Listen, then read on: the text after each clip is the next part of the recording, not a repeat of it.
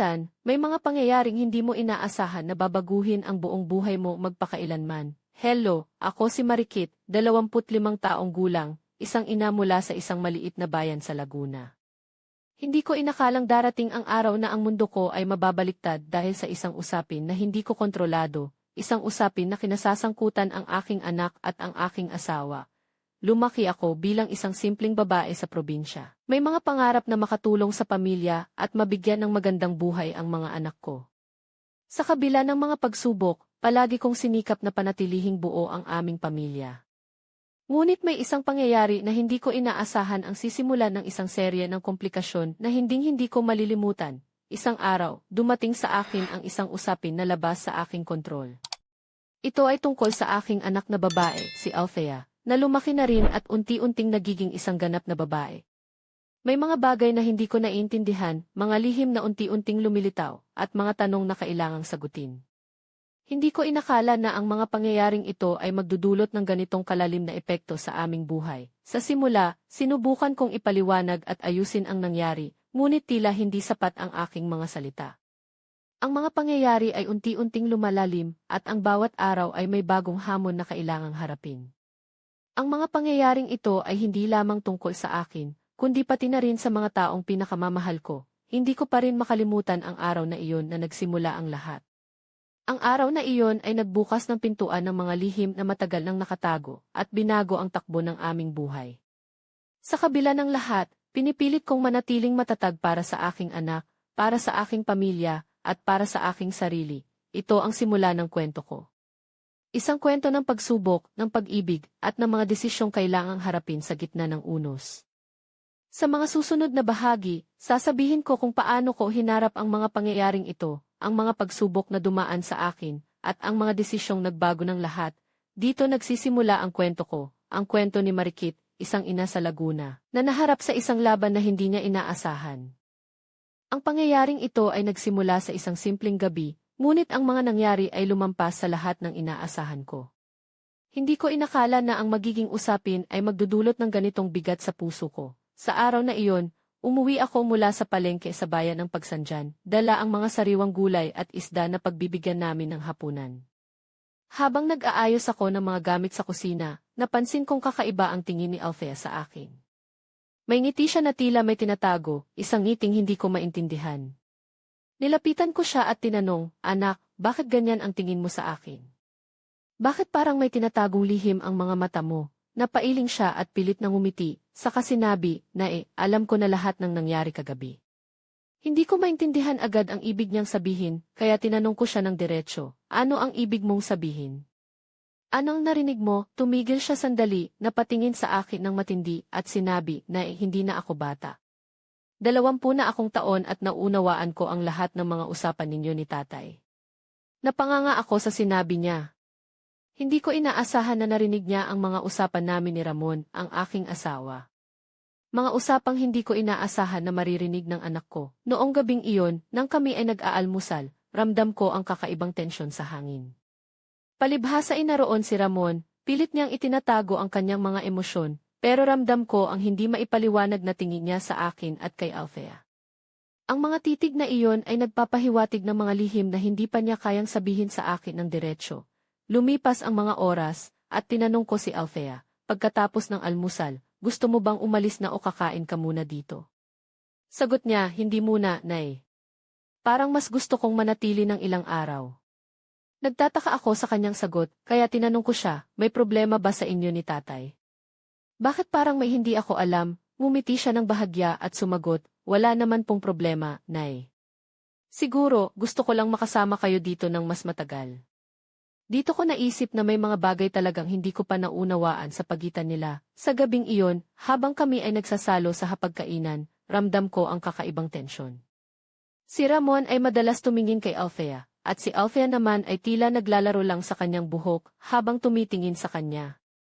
Hindi ko maintindihan kung ano ang nangyayari, ngunit alam kong may mga bagay na hindi pa nasasabi. Pinipilit kong maniwala na baka ako lang ang nag-overthink, na baka mga simpleng bagay lang ito. Ngunit habang tumatagal, lalong lumalim ang mga pangamba sa puso ko. Alam kong mayroong mga lihim na unti-unting lumalabas sa gitna ng aming pamilya. Sa kabila ng lahat, pinipilit kong maging matatag at maging ilaw para kay Althea. Pero ang mga pangyayaring ito ay parang unos na dahan-dahang sumisira sa aming tahanan at hindi ko alam kung paano ito haharapin. Hindi ko pa rin matanggap ang nangyari. Ilang araw nang umiikot sa isip ko ang mga eksenang iyon, paulit-ulit kong pinagdudahan ang sarili ko. Bakit nangyari ito sa amin? Paano nangyari? At ano ba talaga ang dahilan? Hindi madali ang sitwasyon, lalo na't kasama dito ang aking anak, ang pinakamamahal kong si Althea. Nangyari ang lahat ng parang isang bangungot na hindi ko matigil. Isang gabi, habang naglalakad kami sa tabi ng lawa sa bayan ng Pagsanjan, nagkaroon kami ng pagkakataong mag-usap ng masinsinan ni Althea. Doon niya sinabi sa akin ang buong katotohanan, na narinig niya ang mga usapan namin ni Ramon, na may mga bagay na hindi niya maintindihan noon, pero ngayon ay malinaw na sa kanya ang lahat. Ma, hindi ko talaga alam kung paano sasabihin sa iyo ng direkta, ang sabi niya, pero hindi na ako bata. Naiintindihan ko na ang mga nangyayari. Alam ko na may mga bagay na hindi mo sinasabi at alam ko na may mga lihim kayong tinatago ni tatay. Hindi ko maikubli ang lungkot sa kanyang mga salita. Ang anak ko, na matagal ko nang inalagaan at minahal, ay may mga tanong na hindi ko nasagot habang pinapakinggan ko siya, napagtanto ko na hindi na kami pwedeng bumalik sa dati. Ang mga usaping iyon ay nagbukas ng pinto ng mga pagsubok na hindi ko inakala. Sa isip ko, sinubukan kong mapanatili ang normal na buhay, pero paano ko ito gagawin kung ang mga taong pinakamalapit sa akin ay may mga lihim na itinatago? Sa araw na iyon, nagpasya akong maging matatag, ngunit sa puso ko, ramdam ko ang bigat ng bawat sandali. Alam kong hindi ito ang buhay na ipinangarap ko para sa aking pamilya. Ngunit sa kabila ng lahat, hindi ko kayang iwan ang anak ko sa gitna ng gulo. Habang lumalalim ang gabi, nagpasya kaming magpahinga. Ngunit sa likod ng katahimikan, ramdam ko ang kakaibang tensyon sa paligid, isang tensyon na parang may paparating na bagyo, isang bagyong magbabago ng lahat. Hindi ko alam kung ano ang susunod na mangyayari, pero isang bagay ang sigurado ako. Hindi na kami magiging katulad ng dati. Ang buhay namin ay nagbago na at wala nang paraan pabalik sa dati. Sa puso ko, alam kong darating ang panahon na kailangan kong harapin ang katotohanan, gaano man ito kahirap. Ang mga araw na susunod ay puno ng takot, pag-aalinlangan at mga tanong na kailangang sagutin.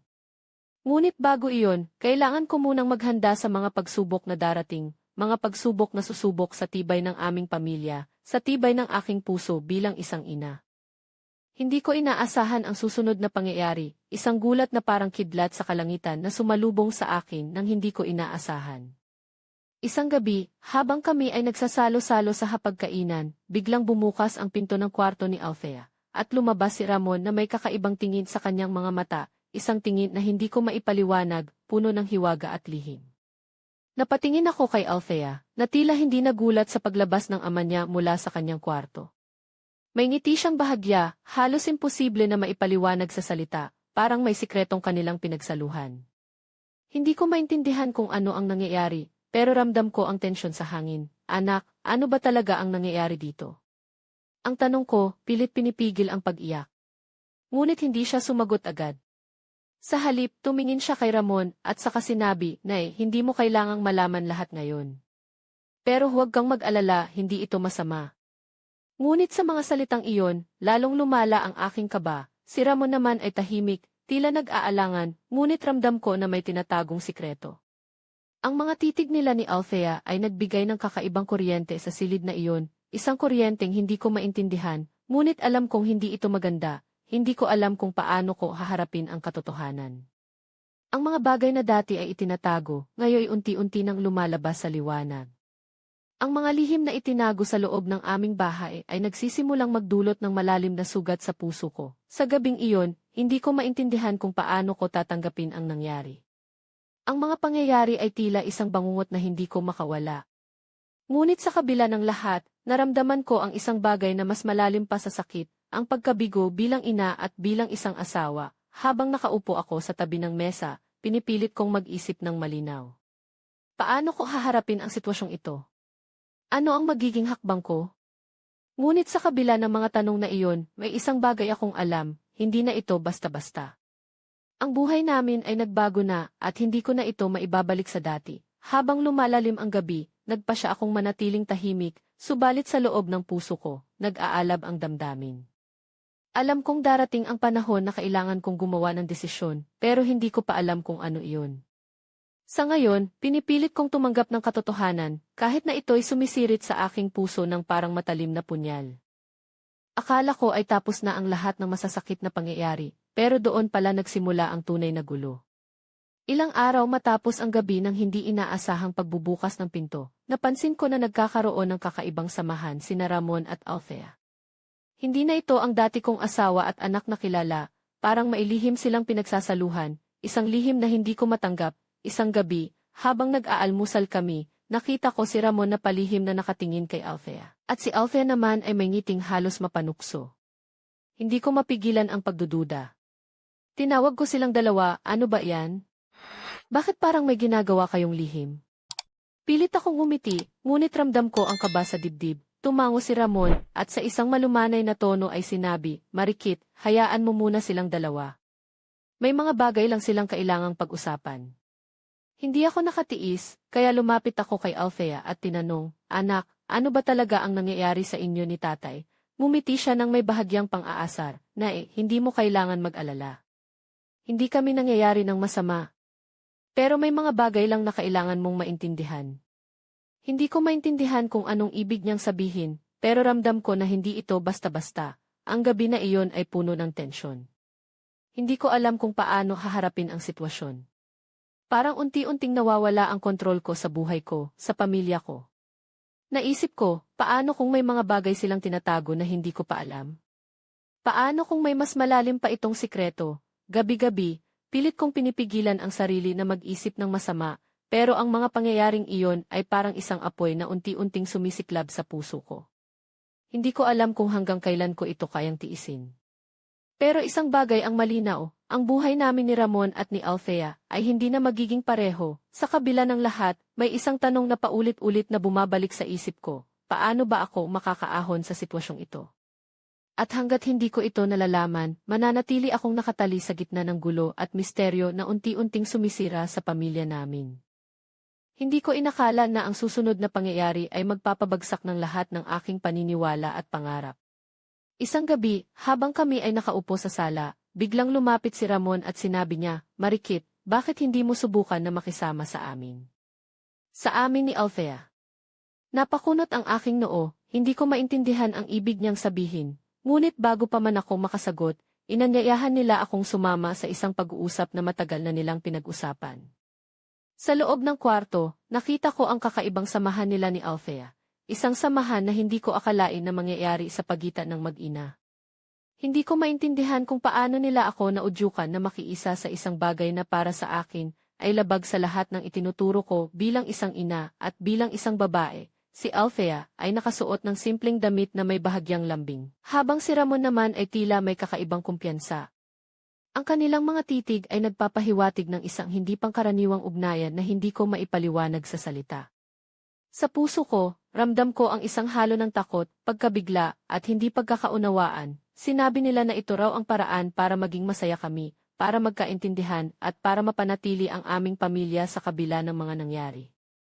Pinilit nila akong tanggapin ang isang bagay na para sa akin ay isang malaking pagsubok sa aking pananampalataya, sa aking mga prinsipyo at sa aking pagkatao, habang naririnig ko ang kanilang mga paliwanag. Hindi ko maiwasang magduda at magtanong sa sarili, paano ko ba matatanggap ang ganitong klase ng buhay?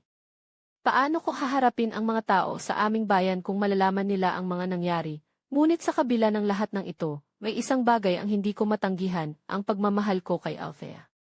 At sa kabila ng lahat ng hiwaga at lihim, pilit kong hinahanap ang paraan para maunawaan at matanggap ang bagong realidad na ito. Ang gabing iyon ay nagbukas ng isang bagong kabanata sa buhay namin, isang kabanata na puno ng kontrobersya, pagsubok at mga tanong na kailangang sagutin.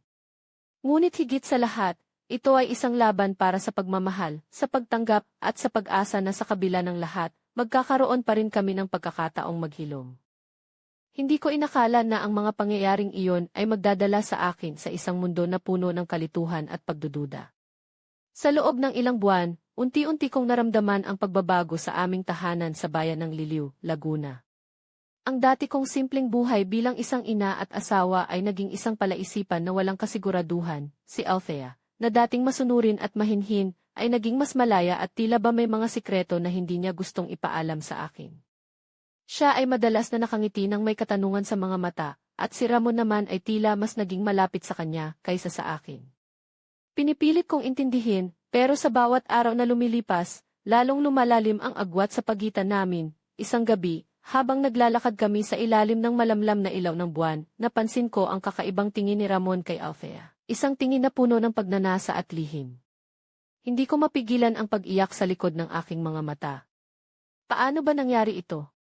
Paano ko haharapin ang katotohanang ang dalawang tao na pinakamamahal ko ay mailihim na ugnayan na hindi ko maintindihan? Pinilit kong maging matatag, ngunit ang bawat gabi ay puno ng pangamba. Naisip ko, hanggang kailan ko kaya itong tiisin? Hanggang kailan ako mananahimik habang unti-unting nawawala sa akin ang mga taong minahal ko? Isang araw, habang ako ay naglilinis sa aming bahay, biglang pumasok si Althea na may kakaibang tingin sa kanyang mga mata. Lumapit siya sa akin, at sa isang malumanay na tinig ay sinabi, na alam kong mahirap ito para sa'yo, pero sana maintindihan mo kami ni tatay. Hindi namin kailanman gustong saktan ka. Mahal ka namin ng higit sa lahat, hindi ko alam kung paano sasagot. Ang puso ko ay sugatan, ngunit pilit kong inisip ang kanyang mga salita. Sa kabila ng lahat, gusto ko pa rin silang mahalin, gusto ko pa rin silang tanggapin. Ngunit paano kung ang sakit na ito ay hindi na maghilom kailanman? Sa gabing iyon, habang nakaupo ako sa tabi ng bintana, pinanood ko ang mga bituin sa langit at nagdasal na sana ay magkaroon pa kami ng pag-asa. Pag-asa na maibabalik ang dati naming buhay, o kahit paunti-unti, maibabalik ang tiwala at pagmamahal sa aming pamilya. Ngunit sa puso ko, alam kong ang lahat ay maihangganan, at ang paglalakbay na ito ay puno ng mga pagsubok na kailangang harapin. Minsan, ang buhay ay parang isang pelikula na hindi mo inaasahan ang mga eksena, at ako ang bida sa isang kwento na puno ng lihim, sakit, at hindi inaasahang liko. Hello, ako si Marikit, 25 taong gulang, isang ina at asawa mula sa bayan ng Liliw sa Laguna. Nakagawian ko na ang tahimik at payapang buhay kasama ang aking pamilya, ngunit isang pangyayari ang nagpalit ng lahat. Isang gabi, nang marinig ng aking anak na si Althea ang mga usapan namin ni Ramon, ang aking asawa, hindi na naging pareho ang aming mundo. Ang mga lihim na iyon ay unti-unting nagbukas ng pinto sa isang bagong realidad, isang realidad na hindi ko inakala na kakayanin ko. Sa simula ay sinubukan kong itanggi, pilit na ipaliwanag, ngunit wala itong kwentang pagdating sa kanilang dalawa. Si Althea, na ngayon ay 20, ay nagsimulang ipakita ang kakaibang ugali, nagiging malaya, may mga lihim, at tila ba may mga bagay na hindi niya gusto akong malaman. Si Ramon naman ay nagbago, ang dating asawa at ama ay tila may tinatagong mga damdamin na hindi ko maintindihan, nagpumilit akong manatiling matatag para sa aming pamilya, ngunit sa bawat araw na lumilipas, lalong lumalalim ang lamat sa pagitan namin. Si Althea at Ramon ay nagkaroon ng isang ugnayang hindi ko maipaliwanag, isang ugnayang puno ng lihim at pagnanasa na pilit kong itinatanggi. Isang gabi, habang nakaupo kami sa sala, isinara ko ang mga mata at hinanap ang lakas na kailangan ko para harapin ang totoo. Ngunit ang mga salita ni Althea na mahal ka namin ng higit sa lahat ay parang isang matalim na punyal na pumapasok sa aking puso. Paano ko matanggap ang isang pag-ibig na puno ng pagtataksil? Paano ko haharapin ang isang pamilya na unti-unting nawawala sa akin? Hindi ko alam kung hanggang kailan ko kakayanin ang sakit na ito, ngunit isang bagay ang sigurado, hindi ako susuko ng basta-basta. Ang laban na ito ay para sa aking sarili, para sa aking mga anak, at para sa pag-asa na balang araw, magkakaroon pa rin kami ng pagkakataon na maging buo muli, kahit papaano. Ngayon, habang pinagmamasdan ko ang mga bituin sa langit, nagdarasal ako na sa kabila ng lahat ng unos na dumaan, may liwanag pa rin na magbibigay daan sa amin para makabangon. Ngunit ang kwento ko ay hindi pa tapos, marami pang mga lihim ang kailangang mabunyag, at marami pang mga pagsubok ang kailangang harapin. Ano kaya ang susunod na mangyayari? Ang buhay ko noon ay parang isang pelikulang waring hindi ko na kaya pang kontrolin. Ang mga pangyayari ay tila sunod-sunod na unos na nagpapabagsak sa akin sa mga sandaling hindi ko inaasahan. Isang umaga, nagising ako sa isang malakas na ingay mula sa kwarto ni Althea.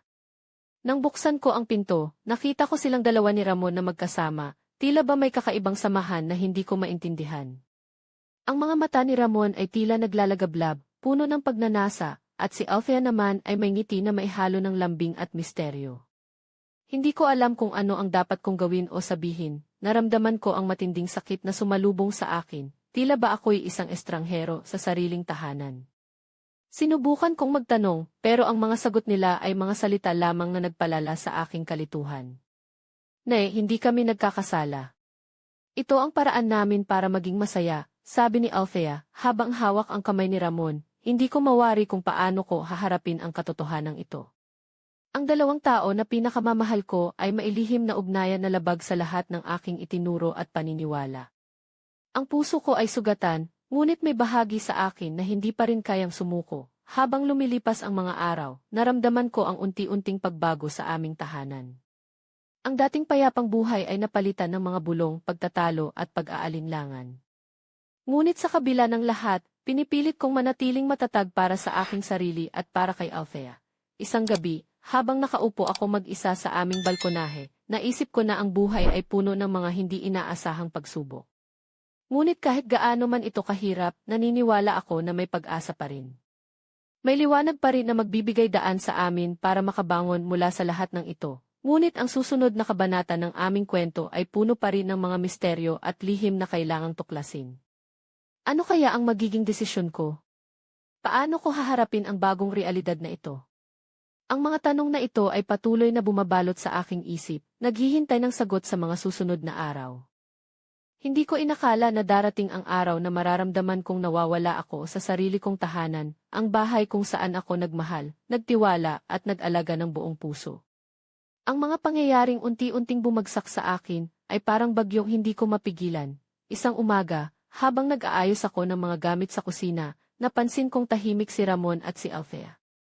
Ngunit ang tahimik nila ay hindi mapanatag, may mga titig silang palihim na ipinagpapalitan, at mga ngiting naglalaman ng mga lihim na hindi ko kayang basahin. Hindi ko mapigilang tanungin si Ramon ng diretsyo, anong nangyayari sa inyo? Bakit parang may tinatago kayo? Napailing siya at tumingin kay Althea na nakangiti ng maihalong lambing. Marikit, hayaan mo muna kami, ang sabi niya ng may kakaibang tono. Ngunit hindi ako nakontento.